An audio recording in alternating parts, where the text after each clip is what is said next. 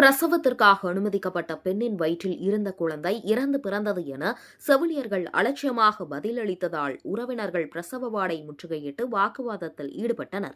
கிருஷ்ணகிரி மாவட்டம் ஓசூர் பகுதியைச் சேர்ந்த இணையதுல்லா சமீரா தம்பதியினர் கடந்த 3 வருடங்களுக்கு முன்பு திருமணமானது. இந்த நிலையில் ஏற்கனவே 2 வயதில் ஆண் குழந்தை உள்ள நிலையில் 2வது குழந்தைக்காக திருப்பத்தூர் அரசு மருத்துவமனையில் நேற்று அனுமதிக்கப்பட்டார்.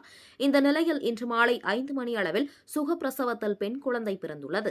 ஆனால் குழந்தை இறந்து பிறந்ததாக கூறி செவிலியர்கள் பெற்றோரிடம் குழந்தையை கொடுத்துள்ளனர். அப்போது செவிலியர்கள் பெற்றோர்களிடம் அலட்சியமாக பதிலளித்ததாக கூறப்படுகிறது.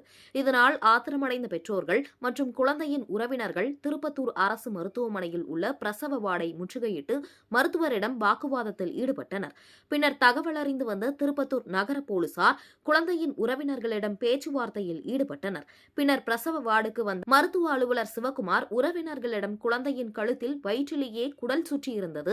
மேலும் குழந்தைக்கு ஆக்ஸிஜன் குறைவாக இருந்ததன் காரணமாக தாயின் வயிற்றிலேயே குழந்தை உயிரிழந்து விட்டதாக கூறினார். பின்னர் சிறிது நேரம் பேச்சுவார்த்தைக்கு பின்பு அங்கிருந்து குழந்தையின் உறவினர்கள் கலைந்து சென்றனர்.